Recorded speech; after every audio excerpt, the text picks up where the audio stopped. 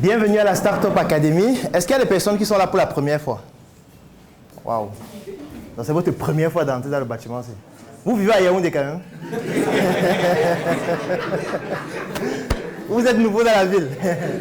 Bon, on va prendre quelques nouveaux. On va prendre un nouveau dans la ville qui est là. Il va venir se présenter devant. Juste ton nom, ta profession et tes attentes après la formation. Je m'appelle Rossel Yendi et je suis étudiant. Je prépare une thèse à l'université Yaoundé 1. Thèse en chimie inorganique. Donc, je remercie déjà le docteur pour nous avoir invités d'être ici et j'aimerais bien qu'à la fin de cet entretien, que je puisse bénéficier de toutes ces connaissances et tout ce que j'ai dû écouter sur les vidéos YouTube et autres. Donc, je suis là en présentiel pour pouvoir vraiment bénéficier. Je vous remercie. Donc, mais pourquoi c'est la première fois que tu arrives ici? Tu ne connaissais pas la Startup Academy? Non, docteur. J'ai commencé à regarder les vidéos YouTube il y a de cela, ça fait à peine 3 mois. Ah, d'accord. Donc, je n'avais pas assez de connexion aussi. Mais comment ça se fait que maintenant tu as la connexion? J'ai dû... étant donné que les vidéos, ça consommait beaucoup. Donc les data, oui. J'ai dû acheter un modem Camtel. Et avec les forfaits qui sont un peu plus moins chers maintenant, donc ça m'a permis de regarder. J'ai regardé près de 150 vidéos YouTube, wow, sur YouTube. Donc, est-ce qu'on peut applaudir?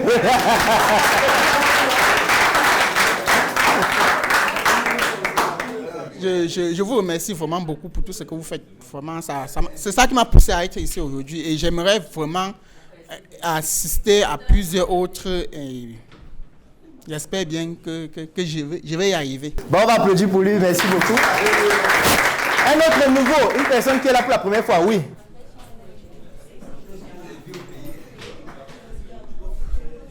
Alors, bonjour à tout le monde. Bonjour.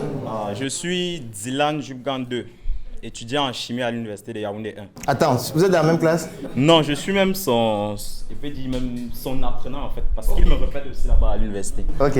Voilà. Donc du coup, c'est ma première fois d'être ici. C'est vrai, je ne suis pas nouveau à Yaoundé. Et je connais le docteur Claudel sur Facebook. Ma première fois, c'était sur la page de Malox. Ah, c'est quelqu'un. Mais c'est une coïncidence. Oui. Parce que Malox, c'est quelqu'un que je suivais beaucoup. Pas pour ses sons ou pour ses trucs, mais beaucoup plus pour ses directs. Parce qu'il parlait vraiment des trucs très, très importants en fait. Donc du coup, quand j'ai vu la vidéo du docteur, il a dit que c'est qui si le gars s'il postait ça. Ça peut être intéressant. Donc du coup, j'ai vu et je suis le docteur aussi depuis. Et je suis arrivé ici aujourd'hui parce que j'ai aussi lu le thème de la journée et j'espère aussi que en fait ce qu'on va faire aujourd'hui doit me permettre de beaucoup, en fait ça doit beaucoup m'aider dans mes actions que je mène au quotidien parce que je me définis également comme un étudiant chercheur d'argent. D'accord. Voilà, donc, du coup j'espère que ça va m'aider. Je vais aussi apprendre de ses échecs, de ses aventures, en fait tout ce qu'il va dire ici aujourd'hui. Je pense que ça va pouvoir m'aider tellement, donc c'est pour ça que je suis là aujourd'hui. D'accord, merci. On va applaudir pour lui. Merci. Ici, un nouveau. Oui, tu viens.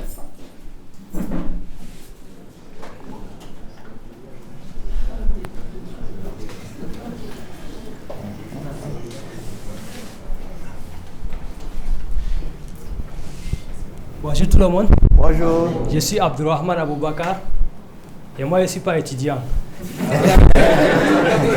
Tu préfères clarifier les choses depuis... J'ai obtenu mon baccalauréat cette année 2023 et je sors de Ngaoundéré. Oui, et je suis là à Yaoundé pour suivre une formation à la Diva Academy. Et comme je suis le docteur depuis 2018, autant pour moi, grâce à la chaîne d'Investir au pays de Philippe Simon. Et comme je suis le thème qui apprend de ces échecs pour réussir, je me suis dit que ça sera intéressant pour moi parce que j'estime que j'ai commis des erreurs et ces erreurs sont pour moi une barrière comme une excuse en fait pour aller de l'avant. Mais je sais que comme je suis là avec le docteur, comme lui aussi il a commis des erreurs, des échecs, il s'est s'en sorti, je sais que je vais faire autant. Donc, merci beaucoup pour l'opportunité. Et merci. D'accord, magnifique. On va terminer avec une femme. Une femme qui est là pour la première fois. Oui, madame, vous venez devant.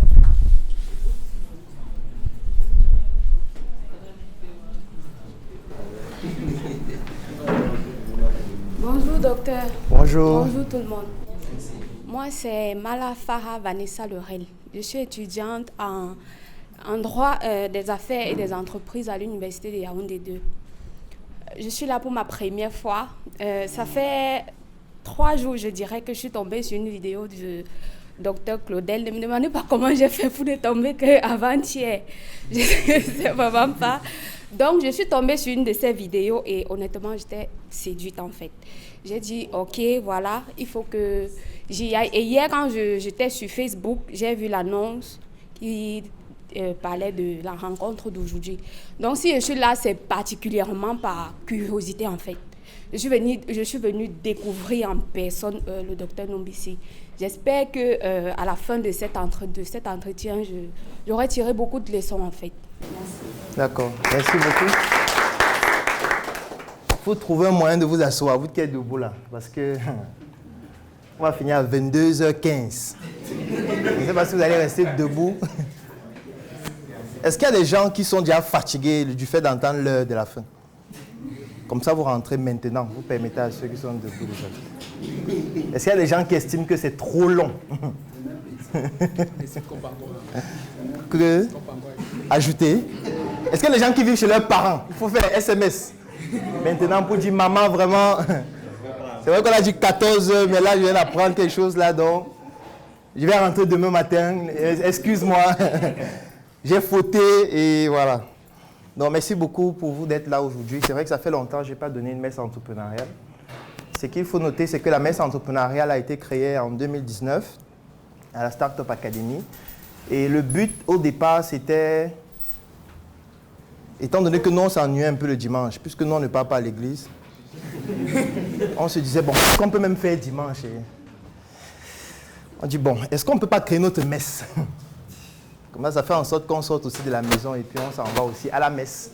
Et du coup, ça ne dérange pas. Si quelqu'un te demande, tu vas où? Tu dis que je m'en vais à la messe. Ah, tu vas à la messe? Ok, c'est bien. Tu sais, le Seigneur, c'est important. Donc, du coup, on a donc mis le nom, la messe entrepreneuriale. Donc, on a commencé en 2019. On a commencé ici à Yaoundé. Ensuite, on a étendu ça dans les autres sièges de la Startup Academy, à Douala, ensuite à Tchang, ensuite en Côte d'Ivoire. Et c'est devenu un rituel depuis 2019, c'est-à-dire plus de 4 ans déjà. Donc aujourd'hui, c'est plus de 200 messes entrepreneuriales déjà données par de nombreux membres de la Startup Academy sur plusieurs thématiques différentes. Et c'est devenu culturel. On sait que tous les dimanches, à 10h, il y a la messe entrepreneuriale à la Startup Academy. Actuellement, il y a une messe qui est en train de se dérouler à Douala, au siège de la Startup Academy, avec Franck Numboussi, que vous connaissez certainement. On a une messe aussi qui se déroule en Côte d'Ivoire, mais la particularité là-bas, c'est que ce n'est pas 10h, c'est 15h, parce qu'il faut toujours s'adapter par rapport à l'environnement dans lequel on est. Si tu mets 10h en Côte d'Ivoire, les gens dorment encore. Donc du coup, ils ne viendront pas. Donc c'est pour ça que là-bas, c'est beaucoup plus dans l'après-midi. Et voilà, le siège de Startup Academy à Tchang aussi ne fait pas de messe entrepreneuriale actuellement, parce que c'est les vacances. Vous savez qu'à Tchang, la population est à 95% estudiantine. Donc, on ne peut pas faire d'activités quand il n'y a pas les étudiants. Donc, eux, ils vont reprendre avec les activités normalement à la fin de ce mois ou en début octobre. C'est pour ça que vous voyez actuellement la Startup Academy de Tchang n'organise pas beaucoup d'événements. Mais en général, les messes entrepreneuriales se déroulent dans tous les sièges. Ce soir, on a aussi une messe entrepreneuriale en ligne. Mais ça, c'est pour les membres de la diaspora. Parce que vous imaginez, on a des membres qui sont en France, aux États-Unis, un peu partout, et qui doivent aussi bénéficier de ce qu'on fait. Donc, on a des messes entrepreneuriales qui se déroulent en ligne. Et voilà, avec un lien, vous avez la possibilité de suivre. C'est vrai qu'il faut les dates. Hein? Et du coup, ça devient un élément fondamental qui est parfois une grande barrière à la connaissance.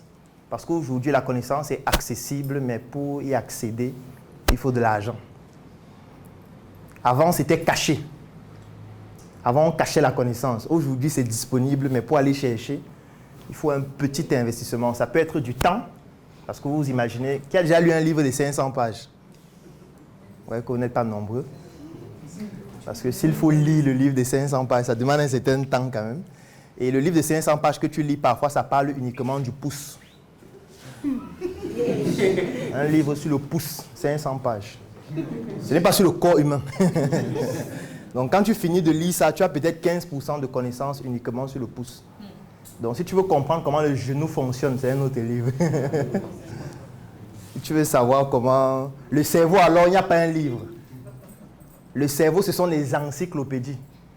Et après avoir lu tout ça, vous n'allez toujours pas comprendre comment le cerveau fonctionne. Parce que jusqu'aujourd'hui, toute personne ne comprend exactement comment le cerveau fonctionne. Donc, il y a beaucoup de théories, on estime, on se dit, on pense, on fait des expériences sur certains, chez d'autres ça ne fonctionne pas. On se dit, bon, peut-être le cerveau est mystérieux. Quand on voit quelqu'un qui fait des choses exceptionnelles, quand il meurt, on enlève son cerveau, on conserve dans le formol pour essayer de comprendre. Bon, chez nous, ça ne marche pas. Je pense que vous savez qu'ici, quand quelqu'un meurt, son corps devient... D'abord qu'il perd son nom, on l'appelle le corps. Tu t'appelles comment? Pourquoi Psyla Eric? Tu sais que quand tu vas partir, il n'y aura plus d'Eric. On va dire que le corps est à la morgue. C'est choquant quand même, non? Dès que tu meurs, tu deviens le corps. La dépouille. Chez les autres, ce n'est pas ça. Chez les autres, même mort, tu es utile. Parce que tes reins peuvent servir à quelqu'un qui est encore vivant. Pourquoi on va t'enterrer avec tes reins? Alors que tes reins fonctionnent normalement. Peut-être quelqu'un a tranché ta tête, tu es mort, mais tes reins fonctionnent. Pourquoi on va t'enterrer avec tes reins? Alors qu'il y a quelqu'un à l'hôpital qui a besoin des reins. Qu'est-ce qu'on fait? On t'enterre avec tes reins, lui il meurt aussi. Ou on le sauve et tu participes parce que la science se développe. Tu pouvais qu'on t'enterre, c'est ça? Hein? Oui. C'est pour ça qu'on se développe. Tu ne veux pas participer. Et si c'est un membre de ta famille? Ah, si c'est un membre de ta famille. Est-ce que tu sais que peut-être il ne sera pas à ton deuil? Ah. Donc voilà un peu comment nous avons créé la messe entrepreneuriale pour que vous puissiez comprendre globalement le concept. Ici, le principe, il est simple. Lorsque tu es membre de la Startup Academy, tu peux donner une messe entrepreneuriale comme celle-ci si tu as des compétences dans un domaine précis. Ça peut être dans n'importe quel domaine. On a déjà eu des messes vraiment dans les domaines que vous ne pouvez pas imaginer. Ça peut être dans l'éducation, ça peut être dans l'industrie, ça peut être dans l'agriculture, ça peut être dans n'importe quoi. Et c'est aussi une opportunité pour développer votre visibilité. Parce qu'en général, les messes entrepreneuriales, on les enregistre. Il y a beaucoup de vidéos que vous regardez sur YouTube, sur Facebook, qui en fait sont des extraits de messes entrepreneuriales. Donc comme cette messe entrepreneuriale est filmée, après on va prendre quelques extraits, on va poster sur YouTube, sur Facebook, vous allez suivre des extraits. Mais en réalité, si vous voulez avoir l'essence, il faut être là. Parce qu'aucune vidéo d'abord ne remplace un texte. Et aucun texte ne remplace le fait de rencontrer physiquement quelqu'un. Donc si vous avez l'opportunité de venir, venez. Parce que c'est toujours plus intéressant. Vous allez rencontrer d'autres personnes, ce sont des contacts que vous allez avoir, ce sont des opportunités que vous pourriez saisir, ce sont vos produits et services que vous pourriez commercialiser. Donc il y a beaucoup d'avantages du fait d'être là physiquement.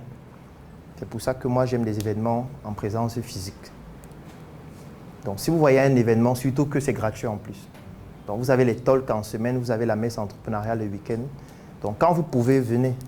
Au moins si tu n'as pas de data, tu peux te dire, bon, la messe est à 10h. Si je quitte de chez moi à 7h, je viens à pied. Ce qui est sûr, même si tu habites à Mendong, tu vas arriver ici. Forcément. D'ici 1h30, 2h, tu seras là. Tu ne peux pas dire qu'il n'y a pas de data pour marcher. Les data pour marcher, c'est juste une bonne paire de chaussures et puis une bouteille d'eau. Et tu as beaucoup de supermarchés sur la route. Donc quand tu as trop chaud, tu entres dans un supermarché. Tu te diriges là où il y a la clim. Tu fais comme si tu veux savoir les produits là, ça coûte combien, mais la clim, c'est pour ça que tu es là. Dès que ça te rafraîchit, tu ressors. Tu dis non, moi je veux ça. Vous n'avez pas le 200 grammes, non. Je vais chercher ça ailleurs. Tu continues. Dès que tu transpires encore trop, tu es dans une boulangerie là. Vous n'avez pas le pain avec la farine de patate ici. Tu es à côté de la clim. On dit non, il y a juste le pain à base de farine de blé. Non, le blé c'est dangereux pour la santé. Il n'y a pas le manioc. Bon, ok, vous avez alors quoi d'autre ici? On te montre les yaourts, tu regardes. Mais vous n'avez pas le yaourt à la fraise? Oh, c'est dommage. Tu continues de marcher jusqu'à ce que tu arrives ici. Ce sont les astuces qu'il faut utiliser quand on n'a pas d'argent. Si tu n'as pas d'argent, au moins une chose que tu dois avoir, c'est la sagesse. Parce que tu ne peux pas manquer des deux. Tu vois, parce qu'on ne peut pas tolérer ça. On peut accepter que tu es pauvre. Peut-être tu es né dans une famille qui n'avait pas les moyens. Personne ne choisit où il va naître. Sinon, moi, je n'aurais pas choisi de naître ici. Je suis sûr que toi aussi. Je suis sûr que si avant de naître, on disait « coche le pays où tu veux naître ». C'est que ce pays est vide. Qui va cocher ici? On dit, avant de cocher, tu as un bouton, tu appuies sur play, tu vois un peu l'histoire du pays. Tu regardes ça en 1 minute. Après avoir regardé, tu coches. Dès que tu vas appuyer, tu écoutes un peu, tu dis nana. Qui? L'enfant de qui? Tu ne peux pas vivre ici. Tu vas cocher quel pays? Au Canada. Canada, n'est-ce pas? C'est bien. Quel pays? L'Afrique du Sud. L'Afrique du Sud. Toi, tu couches quel pays? La Russie. La Russie. Quel pays? Canada. Quel pays? Mais pourquoi tu ne parles pas maintenant? Quel est l'obstacle? Qu'est-ce qui bloque? Hein? Qu'est-ce qui t'empêche d'y aller? Il y a les vols chaque semaine pour les États-Unis. Qu'est-ce qui t'empêche d'y aller? Ah, tu sais pas. Ah, c'est volontaire. Tu te dis, bon, le jour où je voudrais y aller. Ok. Donc, tu peux faire souffrir d'abord. Donc, c'est pour dire que, déjà, lorsqu'on est, on est avec des tares qu'on ne choisit pas. Et c'est par là que notre histoire commence. Sauf que parfois, certains sont même inconscients de leur tare. Et c'est un gros danger. Chacun ici doit savoir, voici mes forces, voici mes faiblesses. Et c'est en fonction de ça que vous allez pouvoir vous développer dans ce que vous faites. Aujourd'hui, le thème de la messe entrepreneuriale, c'est la réussite par les erreurs. Pourquoi est-ce que j'ai choisi ce thème? C'est parce que tous les jours, les gens me disent comment éviter les erreurs. Quelles sont les astuces pour ne pas se tromper, pour réussir? Donc du coup, je me suis dit peut-être ça devait être intéressant de parler de la réussite par les erreurs. Et je vais prendre un exemple sur moi-même pour que vous puissiez comprendre exactement de quoi il s'agit. Alors pour commencer, la messe entrepreneuriale, j'ai tenu à vous présenter cet objet qui est banal, n'est-ce pas? C'est quoi ça? Un stylo. Voilà. Qui veut vendre les stylos? Qui aimerait avoir pour projet vendre les stylos? Non, vendre, les sons fabriqués. Vous n'êtes pas d'un bon pays. Vendre les stylos. Qui souhaiterait vendre les stylos? Oui, que très peu de personnes lèvent la main, n'est-ce pas? Parce que la plupart se disent, ou se dit, ce n'est pas assez innovant. Comment on va dire qu'il vend les stylos? C'est quoi ça? Il faut qu'on dise que je suis quelqu'un qui fait dans les BTP. Je construis des immeubles. Je suis en train de mettre en place un drone qui va être une innovation technologique. Je veux fabriquer des voitures. Parce que quand on montre le stylo comme ça, les gens disent non, le stylo c'est quoi? Et c'est la première erreur, surtout dans notre environnement. Il est plus facile de vendre les stylos que d'être community manager. Il y a combien de community managers dans la salle? Vous ne voulez pas lever la main, n'est-ce pas? Ok. Tous les jours, vous voient en ligne. Community manager, gestionnaire de page, marketing digital. Maintenant, on dit lever la main, vous ne levez pas. Ok. On vous suit en ligne, on va commenter vos posts. Il est plus pertinent pour vous de vendre les stylos que de faire le bavardage que vous faites sur Internet. Parce que votre bavardage là, va vous rendre fou pour les plus chanceux. Les plus chanceux vont finir fous. Et je vais vous dire pourquoi c'est plus intéressant de vendre des stylos comme celui-ci. Tu vas me prêter ton agenda.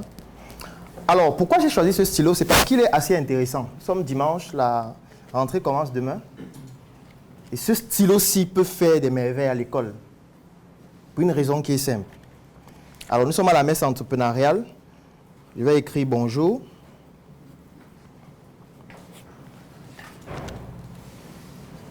Après, je vais effacer.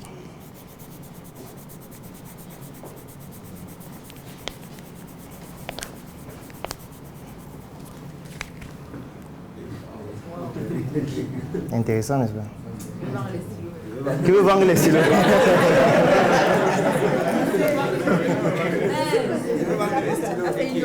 Qui veut vendre les stylos? Vous levez la main, hein? Ok.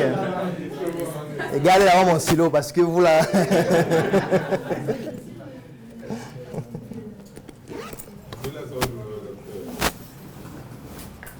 Voilà ce qui nous tue. On veut aller au champ, cultiver. On veut élever les poulets, les porcs. On veut vendre les casques, les téléphones. Alors qu'il y a des choses simples, très simples. Et comme c'est simple, c'est donc plus simple à commercialiser. Mais personne ne veut vendre ça. Personne ne s'intéresse à ça. Parce qu'on se dit, ce n'est pas à mon niveau. J'ai quand même beaucoup fréquenté, donc je ne peux pas me permettre de vendre ce genre de produit. On va se moquer de moi. Et ça, c'est la première erreur que moi j'ai commise. Et je ne vous recommande pas de commettre la même erreur. Parce que moi, le problème que j'ai quand je me lance en entrepreneuriat, c'est que je suis médecin. Donc, ça veut dire que j'ai fréquenté comme vous. J'ai fini l'école, je suis allé en fac de médecine, j'ai fait 7 ans. Et le problème en fac de médecine, c'est qu'on te bourre le cerveau, on te fait croire que tu es intelligent. Ce qui fait que quand tu sors de la fac de médecine, tu crois que tu es intelligent. Au-delà de croire que tu es intelligent, tu crois que tu es plus intelligent que tous les autres. Parce que nous, on nous fait comprendre que tu es un médecin, tu soignes le corps humain. Ça veut dire que celui qui balaie la route, il est qui devant toi? Rien. C'est ça qu'on nous apprend en fac de médecine, même inconsciemment. On te fait comprendre que tu es une élite dans la société. Et du coup, moi, je suis sorti de la fac de médecine avec cette image de moi-même. Et mes collègues, c'est pire. Donc, ce qui fait que quand je discutais avec quelqu'un qui me disait qu'il est comptable, je dis, bon, c'est pas mal. La comptabilité, bon. Tu t'en sors quand même. Parce que pour moi, tant que tu ne faisais pas la médecine, c'est que ce que tu fais, ça n'a pas de valeur. Du coup, avec cette conception, j'ai donc décidé de me lancer en entrepreneuriat et du coup, j'ai rencontré le même problème que vous avez rencontré tout à l'heure quand j'ai posé la question. Est-ce qu'un médecin va vendre les stylos? Non. Impossible. Il faut qu'il révolutionne le système de santé. Voilà le type de réflexion qu'il a. Comment faire pour changer le système de santé? Comment faire pour éradiquer le paludisme? Vous voyez, dans les médias, tous les jours, on parle de ça. Éradiquer le sida. Comment faire pour réduire la prévalence de la tuberculose? Voilà le genre de questions qu'on se pose. Et au final, avec ce genre de questions, la seule chose qui peut t'arriver, c'est que tu vas finir pauvre. Il n'y a pas autre chose. Parce que tu ne peux pas éradiquer le paludisme. Ni la tuberculose, ni aucune maladie. En tout cas, pas seul. D'abord, tu n'as pas les compétences pour le faire parce que ça nécessite des compétences pluridisciplinaires que tu n'as pas. Tu n'as pas les moyens.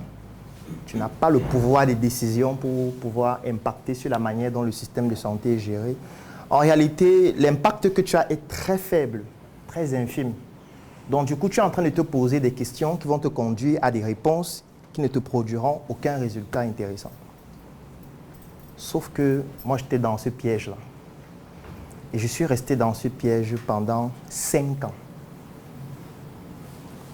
Donc, pendant 5 ans, je voulais réaliser des choses exceptionnelles. Les projets qu'on a eus, je ne peux pas expliquer ça à quelqu'un jusqu'à ce qu'il comprenne. Parce que ce que vous voyez en ligne, c'est 2% des projets que nous avons réellement. Fabriquer les véhicules électriques qu'on a voulu. On a même investi. On a même commencé.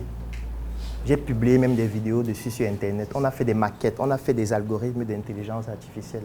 On travaille avec des ingénieurs camerounais qui sont en Allemagne, qui travaillent à Volkswagen, Mercedes et tout. On voulait le faire réellement. fabriquer des fusées, on a voulu Start-up Space.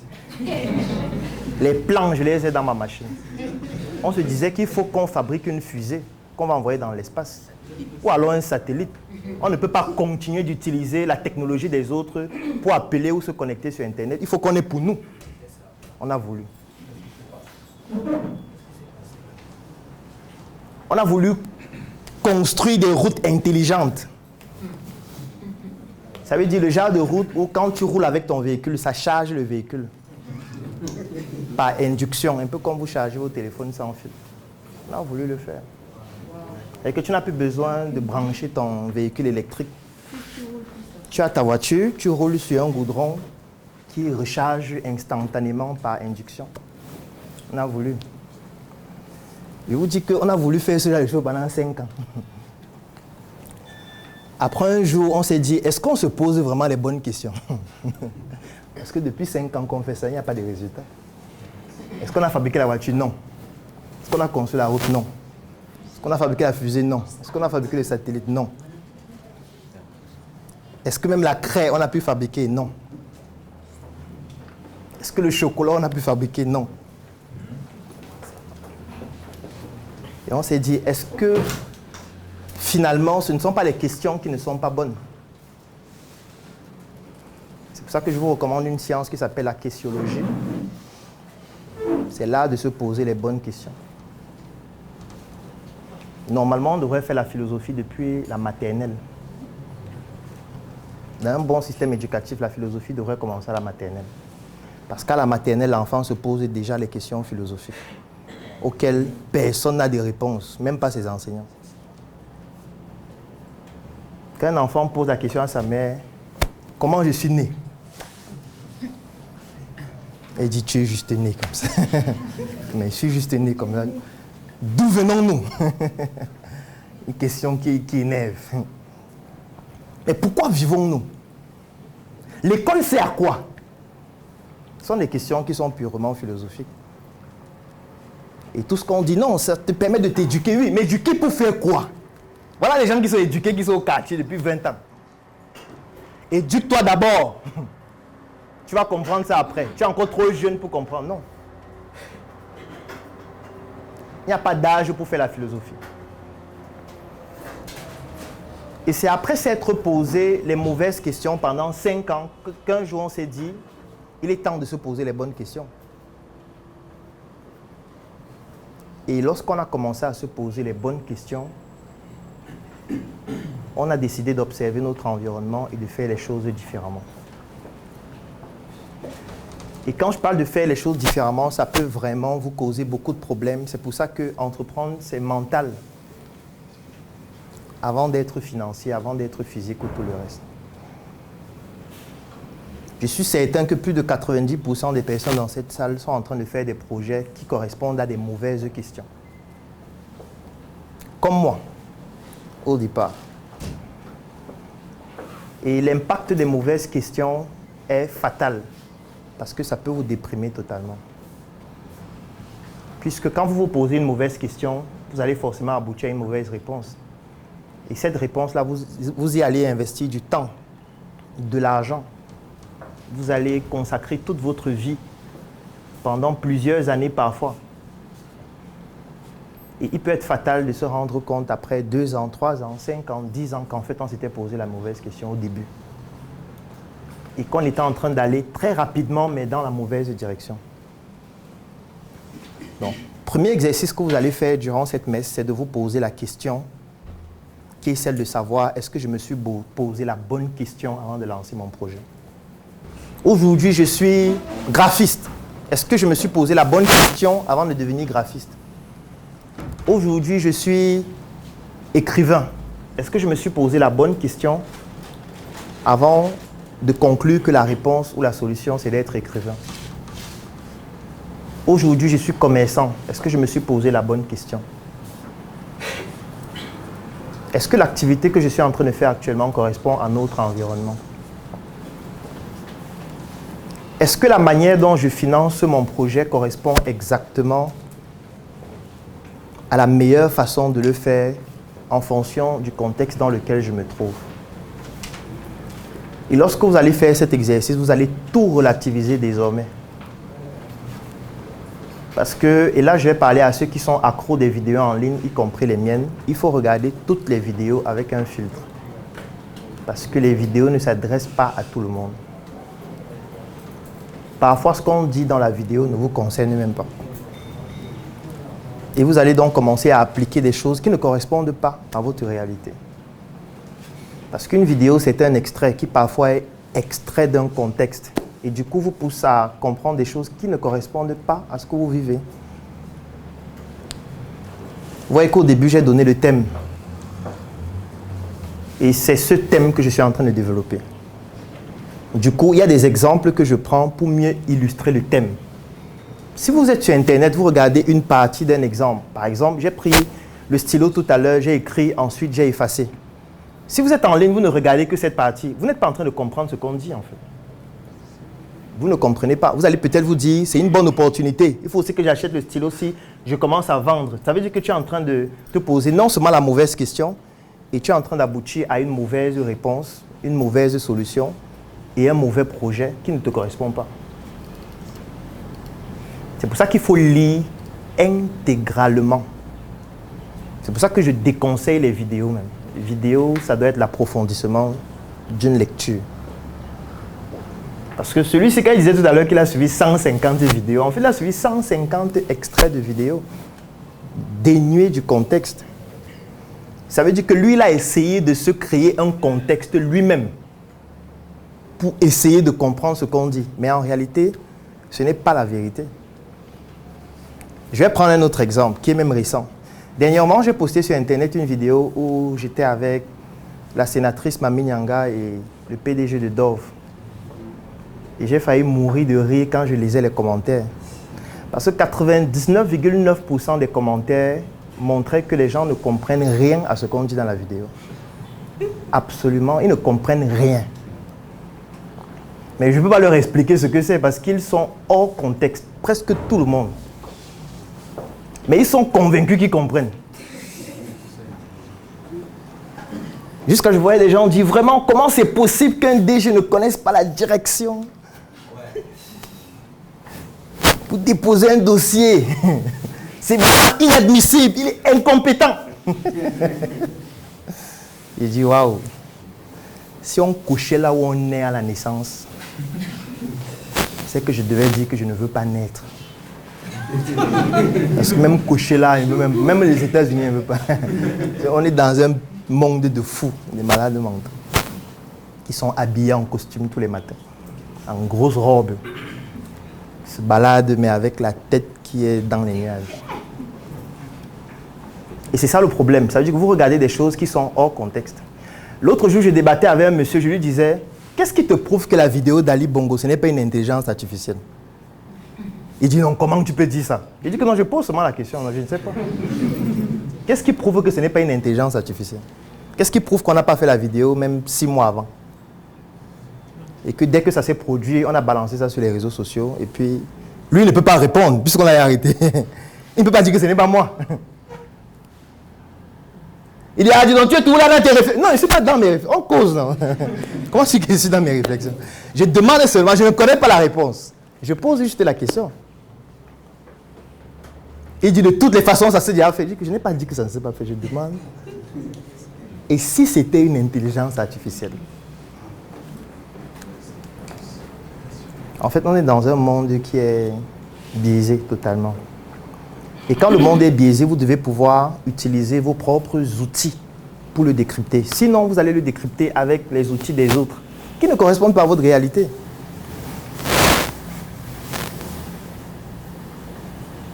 Donc moi, j'aime bien faire cet exercice. Je poste une vidéo et puis je lis les commentaires. J'ai posté une vidéo, je pense, il y a 2-3 jours dans laquelle je dis, vous dites qu'il y a des filles qui réussissent parce qu'elles couchent avec des hommes. Parce que vraiment, elles ont eu la facilité d'être financées par un homme. Bon, toi alors, pourquoi on ne te finance pas? Ça veut dire que tu n'as pas de projet? Ou alors tous ceux avec qui tu couches chaque jour, puisque tu couches bien évidemment avec des hommes, sont des crevards. Parce que c'est quand même bizarre. Tu couches avec des hommes chaque jour et tes projets ne se réalisent pas. soit ils ne sont pas intéressés par tes projets, soit ce sont des crevards. Donc du coup, si les autres réussissent à le faire, le problème c'est toi, ce n'est pas elle. Les gens commencent à dire non, tu exagères, comment tu peux dire j'exagère comment? Tout le monde a un projet. C'est parce que ton père était riche. Bon, est-ce que tous ceux dont les pères sont riches réussissent des projets? La réponse c'est non. Ça veut donc dire que le fait d'avoir un père riche, le fait de sortir avec un homme ou tout ça, ça ne suffit pas. Si ça suffisait, toutes les prostituées devaient avoir les immeubles partout à Yaoundé. Pourquoi elles n'ont pas d'immeubles alors qu'elles offrent le sexe même gratuitement? Tu goûtes d'abord avant de payer. Pourquoi il n'y a pas d'immeuble? Peut-être toi aussi on goûte juste. Et personne ne veut payer après parce qu'au final, quand tu assistes à une dégustation, tu n'es pas obligé d'acheter le produit à la fin. Si je dis qu'il y a dégustation de Njoka tout à l'heure, tout le monde va manger, n'est-ce pas? Mais après, je dis que le paquet c'est 1500, ah, il n'y a pas l'argent. C'est trop cher. Vous n'avez pas le mûr épicé. Il sait qu'il n'y a pas. Mais il demande si on n'a pas ça. Ouais, c'est ce qui va se passer. Peut-être c'est ça qui se passe avec vous chaque jour. Il goûte après, il dit que mais tu n'as pas plutôt notre saveur. C'est pour ça que tes projets ne se réalisent pas. Donc ça veut dire que le problème c'est toi, les problèmes ne sont pas les autres. Donc pendant cette messe entrepreneuriale, je vais vous raconter tout ce qu'on a fait qui n'a pas marché. Partant du fait qu'on se posait les mauvaises questions. Pas parce qu'on n'était pas intelligent, non, vous êtes tous intelligents. Il n'y a personne ici qui est con. Personne. Vous devenez con lorsque vous choisissez de le devenir. Moi je dis toujours ça. On devient con quand à un moment donné on dit j'ai envie d'être con. Et l'envie d'être con, ça se matérialise par un ensemble de choses. On ne se pose plus de questions. On applique des choses mécaniquement. On commence à vivre sous des dogmes. Là, on devient con. C'est tout. Mais quelqu'un qui refuse d'être con, c'est quelqu'un qui se pose des questions à chaque fois. Est-ce que ce que je suis en train de faire actuellement, c'est ce qu'il faut faire? Est-ce qu'il n'y a pas une meilleure manière de faire? On remet en question tout. Les voitures qu'il y a aujourd'hui ne sont pas les mêmes voitures qu'il y avait il y a 10 ans. Pourquoi les voitures changent? C'est parce que chaque année, on se pose une nouvelle question. Est-ce qu'il n'y a pas un autre moyen d'avoir des roues plus performantes? Est-ce qu'on ne pourrait pas avoir une voiture qui ne prend pas d'essence? Est-ce qu'on ne pourrait pas avoir une voiture qui vole? Donc, vous voyez que chaque fois, on se pose une nouvelle question, une nouvelle question. Et dès qu'on se pose une question, forcément, on ne trouve que ce qu'on cherche. Ça, c'est une base en médecine. Si tu ne cherches pas quelque chose, tu ne trouves pas. Si un patient arrive à l'hôpital et tu ne cherches pas l'hypertension, ce que tu vas faire, c'est quoi? C'est que tu ne vas pas prendre sa pression artérielle. Parce que tu ne peux pas trouver ce que tu ne cherches pas. Et si tu ne prends pas sa pression artérielle, donc tu passes à côté d'une hypertension. Il te dit qu'il a mal à la tête, tu ne fais que donner le Doliprane, paracétamol, Doliprane, paracétamol.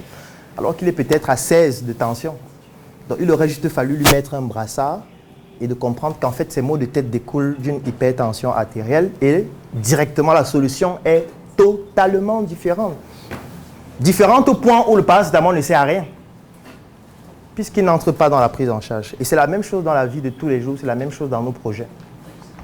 Donc, premier exercice, le projet que vous avez actuellement, vous vous posez la question, est-ce que je me suis posé la bonne question pour pouvoir mettre en place ce projet? La question que je me suis posée, c'était pour atteindre quel objectif?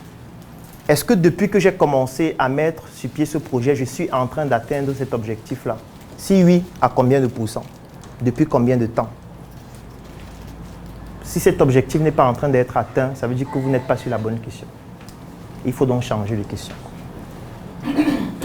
Est-ce que jusque-là on comprend l'importance de changer la manière de s'interroger? On comprend? Ça veut dire que tu vas te poser quelle question par exemple? Dès ce soir, quel est ton projet? C'est de créer plusieurs boutiques dans le domaine électronique. Créer plusieurs métiers dans le domaine de l'électronique. Vas-y. Ouvrir en fait. Ouvrir plusieurs boutiques dans le domaine de l'électronique. Oui, pour répondre à quelle question? Pour répondre au manque de produits électroniques dans notre environnement. Est-ce que c'est une question ça? Ça, ce n'est pas une question. C'est quoi? La question finit par un point d'interrogation. Tu vois que même se poser les questions, c'est difficile. C'est-à-dire que tu es en train de vouloir mettre sur pied un projet qui ne répond pas à une question. qui répond à une affirmation qui n'est pas vérifiée. Sinon vérifiée par qui, quand et dans quel contexte, quelle année, avec quelles statistiques. Il n'y a pas ces informations. Voilà, ça veut dire que tu es en train de faire un projet qui répond à une mauvaise question. Quelle question? Bon, le projet que je veux faire, c'est par exemple créer un conglomérat. Par exemple, c'est quel projet? C'est créer un conglomérat en fait. Créer un conglomérat de quoi? D'entreprises. D'entreprises. Qui font dans l'éducation et la promotion des projets africains. Pour répondre à quelle question? En fait, est-ce qu'il n'est pas possible pour les Africains de créer leur propre marque et de rivaliser avec les autres? Ce n'est pas la réponse à cette question. Parce que la question que tu as posée, c'est une question philosophique qui nécessite un débat, pas un projet. C'est après le débat qu'on pourrait conclure sur des affirmations et qui pourrait aboutir à des projets. Pas forcément le projet que tu viens de dire là. Est-ce que tu comprends ce que j'explique? Tu es en train de vouloir développer un projet qui répond à une mauvaise question. Quelle question?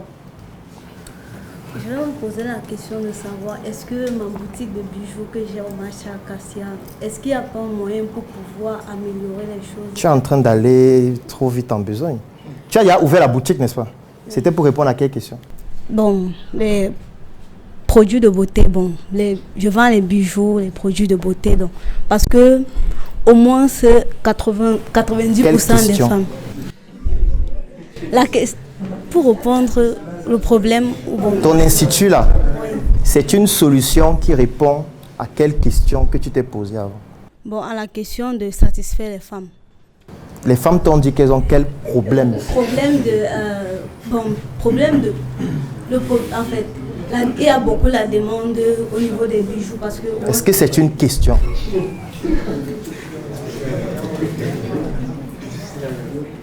Tu vois que tu as ouvert ton institut pour d'autres raisons, puisque tu n'arrives pas à nous donner la question.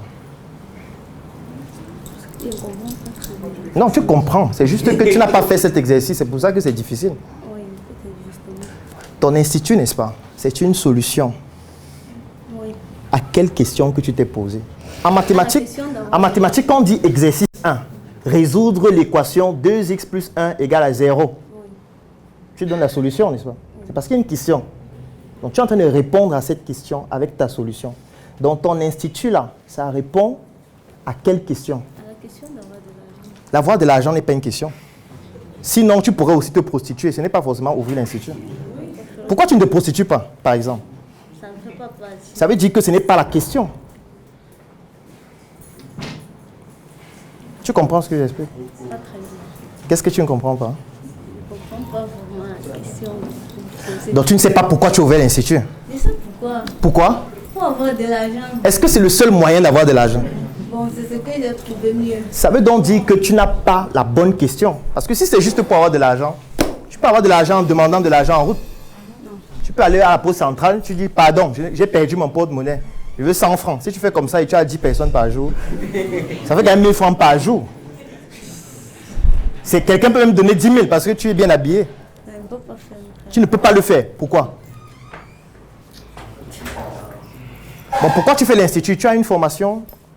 Oui, en esthétique? Non. En quoi? Tu as une formation? Je me suis formée juste en vente. Ah, tu t'es formée en vente et tu fais les soins? Je ne fais pas les soins, je vends les produits de beauté, je vends les bijoux. Qu'est-ce que tu fais dans l'institut? Je vends les bijoux, je vends les produits de vernis, gel, je vends... Dans l'institut, en fait, c'est une boutique de vente. Donc ce n'est pas un institut. C'est que tu n'as pas la bonne terminologie. Parce qu'un institut, c'est un espace où on prodigue des soins. Non, c'est une boutique, c'est juste une boutique. Donc tu ne connais pas le nom de ton projet. Une boutique. Mais tu as dit un institut au début. C'est quoi la différence entre un institut et une boutique?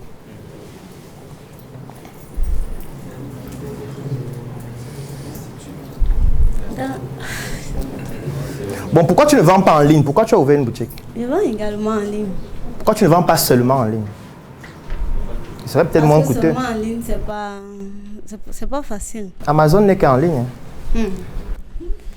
Bon, ce que je fais, c'est que j'ai la boutique et les femmes, je suis passée dans les salons de coiffure et parler de mes produits aux femmes. Ou tu peux le faire sans boutique. Oui. Beaucoup le font sans boutique. boutique. Ça passe encore. Oui, au marché, tu n'as pas besoin de boutique. Tu peux le faire en marchant et tu vends. J'ai trouvé mieux. Ah, c'est mieux d'avoir la boutique. Pourquoi? Alors que c'est plus coûteux. C'est plus coûteux. Tu as un loyer que tu payes, tu as la lumière que tu payes, il y a les personnes, les impôts que tu payes. Mais pourquoi payer tout ça alors que tu peux te balader en route, vendre sans rien payer? Parce que étant à la boutique, ça passe mieux. En se baladant, tu n'as pas testé dans la rue, tu ne sais pas ce qui passe mieux. Mieux, ça veut dire qu'on compare. On est dans le français, non? Oui, quand tu dis mieux, ça veut dire qu'on a testé 1, 2, et puis on s'est rendu compte que 2 est mieux qu'un. Oui, tu as testé comment? Dans les amphis à l'université, quand je fréquentais encore. Donc tu as testé chez des étudiantes qui n'arrivent pas à payer la pension de 50 000. Et tu as conclu que ça ne marche pas. Alors tu vendais les bijoux à des étudiants dont c'est leurs parents qui paient la pension. Elles n'ont pas d'argent, elles vont prier où? Et j'essayais aussi de livrer dans les salons de coiffure, mais c'était pas... Ah, les salons qui peuvent aller acheter eux-mêmes? Non, je partais là-bas, j'ai commencé par prendre les produits dans une boutique. Oui. Je partais livrer là-bas. Tout le temps.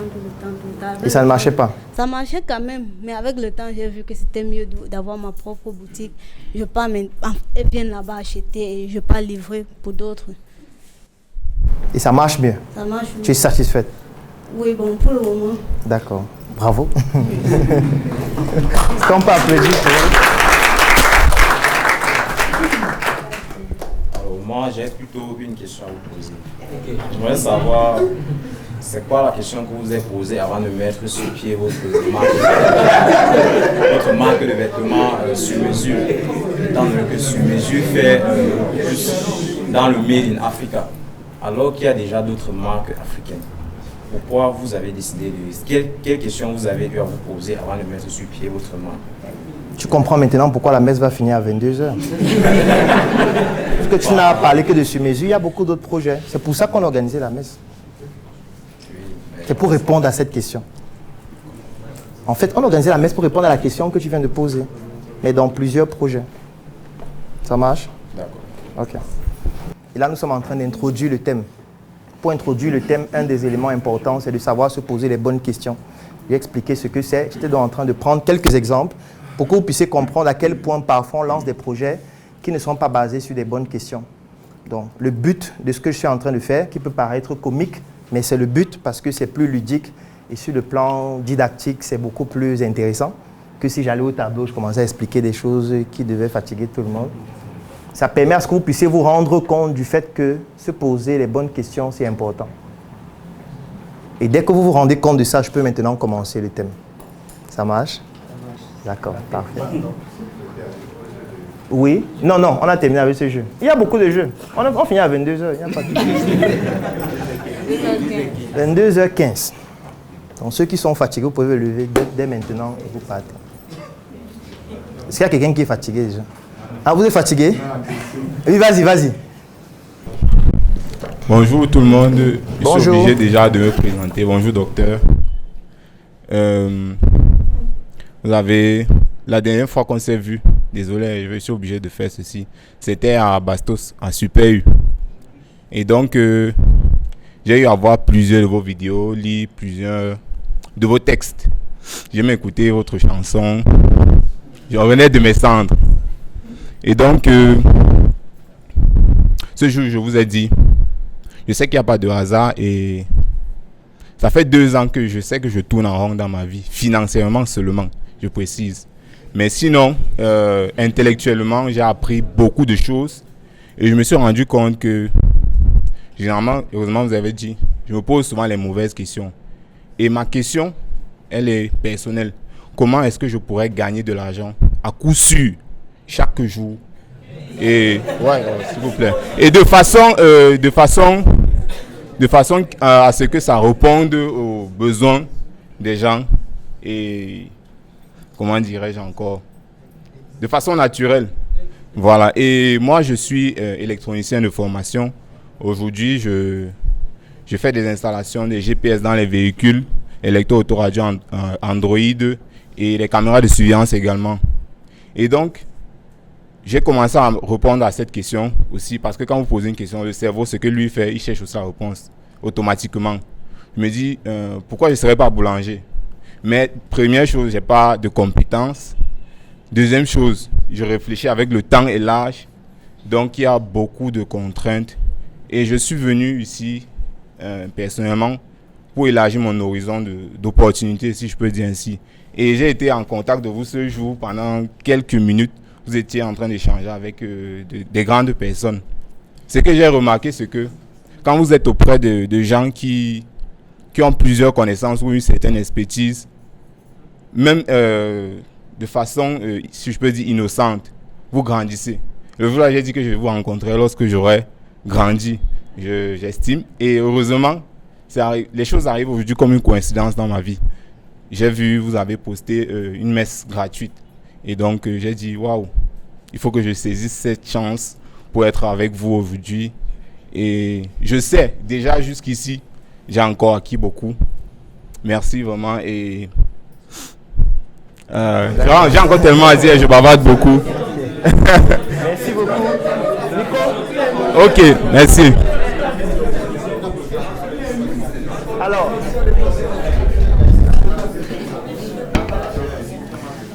voici exactement le problème que nous avons.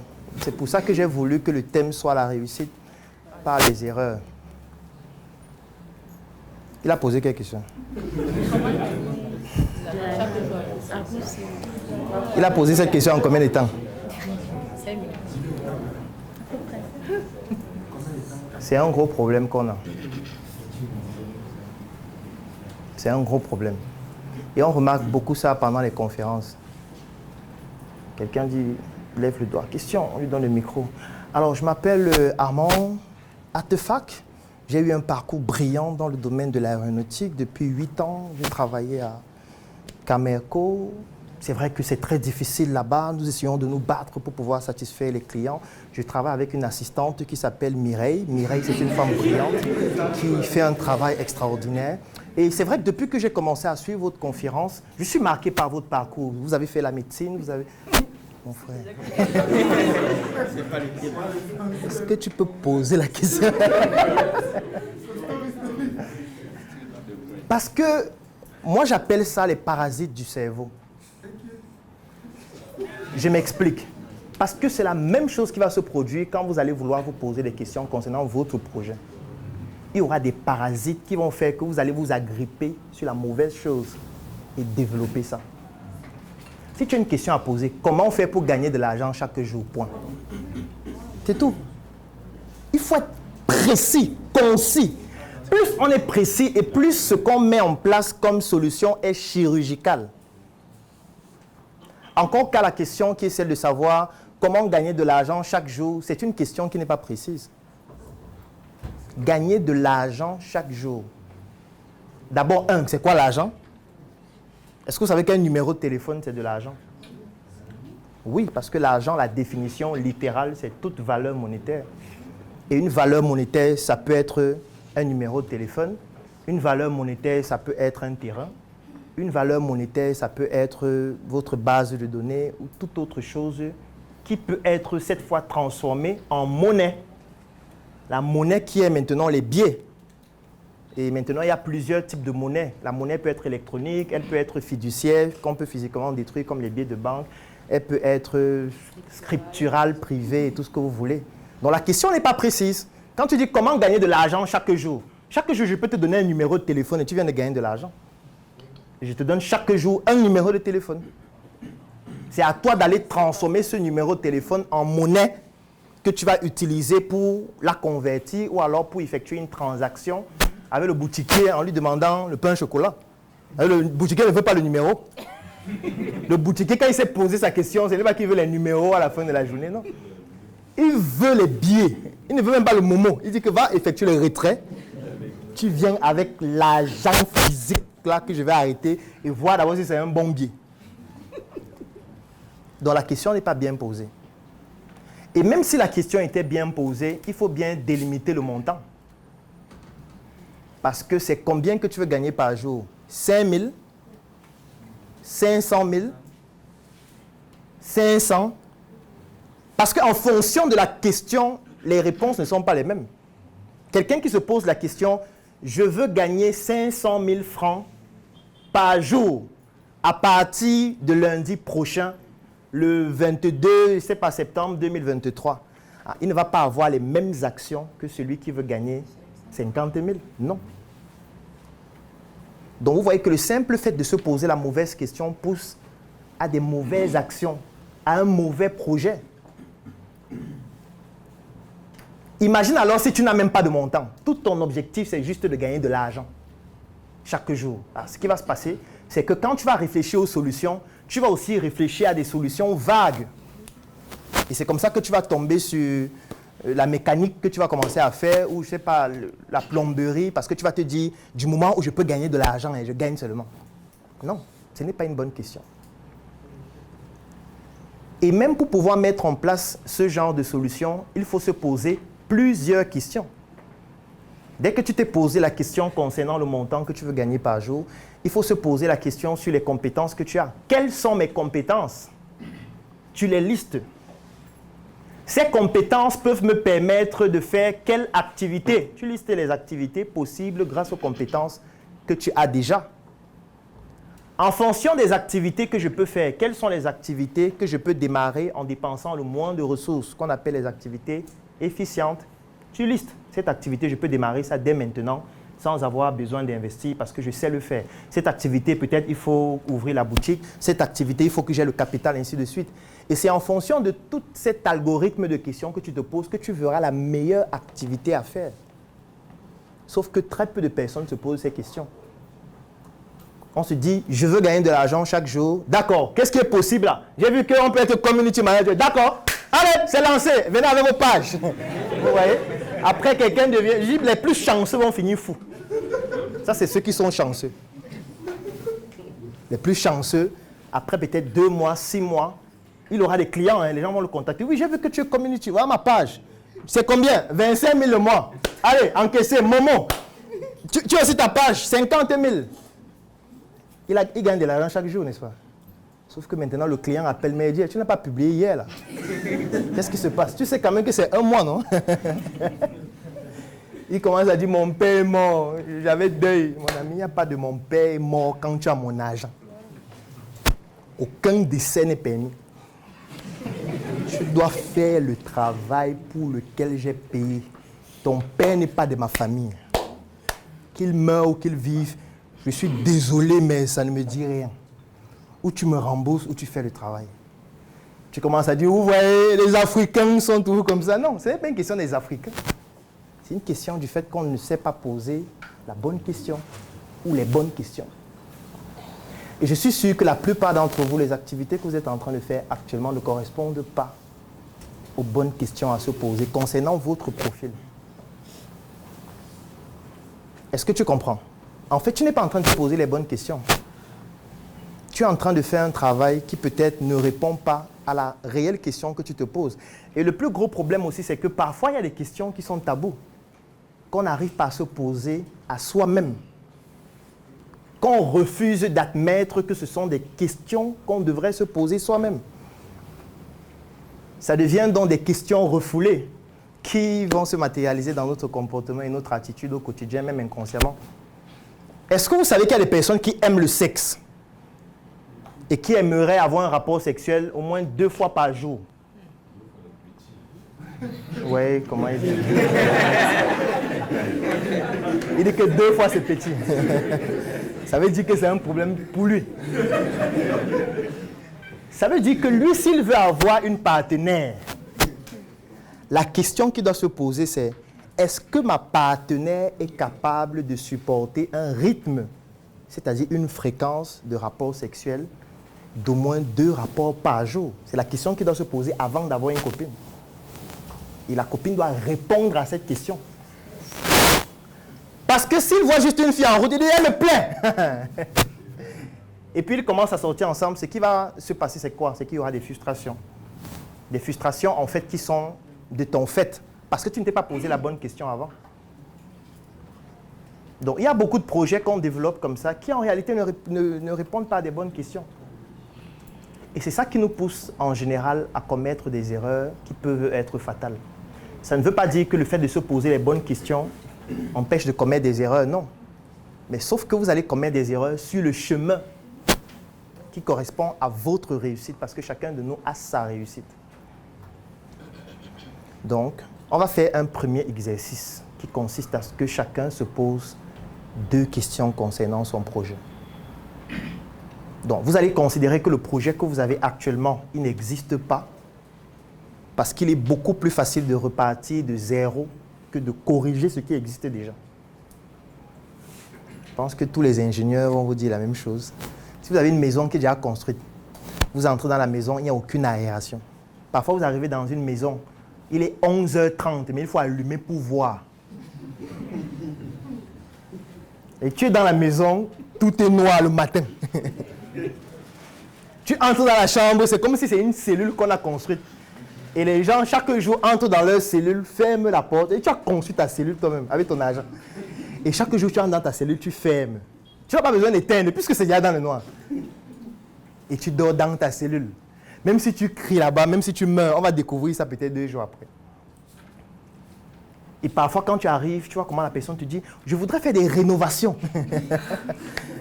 Tu dis « Madame, en fait, ce qu'il faut faire, c'est de détruire la maison. » Non seulement ce sera moins coûteux, et on aura un meilleur résultat à la fin. Donc parfois, pour avoir de bons résultats, il faut tout arrêter, totalement. Et se reposer d'autres questions avant d'aboutir à une solution. Moi, j'aime toujours dire, ce n'est pas en voulant améliorer la bougie qu'on a créé l'ampoule électrique, non. Vous savez qu'il y avait la bougie. Donc on ne s'est pas posé la question, comment améliorer la bougie? C'est ça qui a conduit à l'ampoule, non. C'est qu'on a pris la bougie, on a jeté. On a dit que le truc ne marche pas. Comment on peut faire pour éclairer sans la bougie? Et c'est ça qui a poussé à des réflexions dans beaucoup d'autres disciplines. Et on a eu l'ampoule, les LED et tout ce qui va avec. Donc parfois, il faut tout arrêter, se reposer d'autres questions et recommencer avec de nouvelles questions plus précises et plus concises. Donc on va faire une pause de 10 minutes. Pendant cette pause, chacun va être seul dans son coin. On ne cause pas. Parce que ces questions, ce n'est pas ensemble. Chacun doit se poser ses questions à lui-même. Donc, soit vous restez là seul, si vous avez un casque, vous mettez le casque. Si vous pouvez aller dehors, vous partez dehors. Si vous pouvez descendre même de l'immeuble, vous partez, vous baladez, vous revenez. Et quand vous allez revenir ici, il faudrait que vous ayez au moins 2 ou 3 questions concernant ce que vous comptez réellement faire de votre vie. C'est quoi votre réussite et comment est-ce que vous comptez l'atteindre? Est-ce que vous avez compris l'exercice? D'accord. Oui, tu as une question? D'accord. Merci de m'avoir passé la parole. Je voudrais savoir comment gérer ces virus qui nous empêchent d'être précis et concis lorsqu'on veut se poser de bonnes questions. Il faut d'abord faire l'exercice. Ce qu'on va faire, c'est que quand on va revenir, tu seras le premier à passer. Et on va donc détecter ces virus-là et t'aider à être plus concis. Mais de toutes les manières, la question doit être simple. Ne faites pas de discours. Une question, ce n'est pas un discours. Vous posez une question simple avec un point d'interrogation à la fin. Et ne venez pas dire que je veux devenir riche. Ce n'est pas une question. Je veux devenir riche n'est pas une question, en tout cas pas en français. Donc, ce que vous allez écrire là, il faut qu'il y ait un point d'interrogation à la fin. Si vous ne savez pas comment on pose une question, vous tapez sur Google. Comment poser une question? On va vous expliquer, voilà comment on pose une question. Voilà les types de questions, voilà les exemples de questions. Et vous vous posez la question. La question de préférence doit être ouverte. La question ne doit pas être « Est-ce que j'ai mangé ce matin ?» Non, non, c'est pas... Parce qu'à cette question, on répond « Oui, j'ai mangé. » Non, je n'ai pas mangé. Ce n'est pas ce style de question qu'il faut. Parce que même se poser des questions, il y a un art. Et c'est ça qu'on va voir dans la première partie de cette messe. Donc, on se donne rendez-vous dans, bon, on va dire 20 minutes, pour que vous ayez maximum de temps, du moins un maximum de temps pour réfléchir. Comme je le dis, c'est un travail qui est purement philosophique, donc ça se fait seul. Maintenant, si vous avez des difficultés, vous pouvez poser des questions à votre voisin, que vraiment j'ai des difficultés à poser ma question là. Est-ce que tu peux m'aider? J'ai une question là, mais je ne sais pas si c'est bien formulé. Mais de préférence, faites-le seul. Si vous vous rendez compte qu'il y a une question qui vous gêne, qui constitue un tabou, j'ai pris peut-être l'exemple du sexe tout à l'heure, c'est une question qui peut gêner certaines personnes. Tu peux te dire que si je dis que j'aime beaucoup le sexe, on va mal prendre ça. Non, c'est toi mon frère, c'est ta vie, hein. Ça veut dire que si je te pose des mauvaises questions concernant ta vie, parce que tu veux faire plaisir aux autres, ce qui va se passer, moi je sais déjà. En fait, ça va mal finir. Parce qu'au quotidien, tu vas poser des actions pour plaire aux autres? Parce qu'en réalité, c'est à cette question que tu es en train de répondre. Tu t'es posé la question, comment faire pour plaire aux autres? Point d'interrogation. Pour plaire aux autres, je dois savoir ce que les autres aiment et faire ce qu'ils aiment pour qu'ils soient fiers de moi. J'aime toujours vous dire qu'on a tué Jésus. Celui qui est venu mourir pour nous, d'après la Bible. Ceux pour qui il est venu mourir l'ont tué, crucifié, percé ses côtes, alors qu'il est venu mourir pour eux.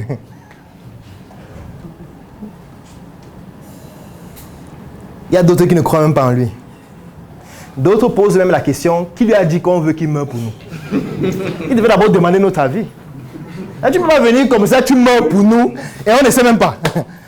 Tu dois d'abord nous demander, est-ce que c'est possible que je meure pour vous? Point d'interrogation. Vous nous demandez, on répond. Non, on ne veut pas que tu meurs pour nous, et tu ne meurs pas. Là, si on répond ça et tu pars, tu meurs, ça veut dire que tu es mort pour toi, pas pour nous. Donc, rendez-vous dans 20 minutes. Et pendant la deuxième partie, qui va durer peut-être 45 minutes, ceux qui étaient debout vont s'asseoir. Et ceux qui sont assis actuellement seront debout. Et on va roter comme ça au fur et à mesure.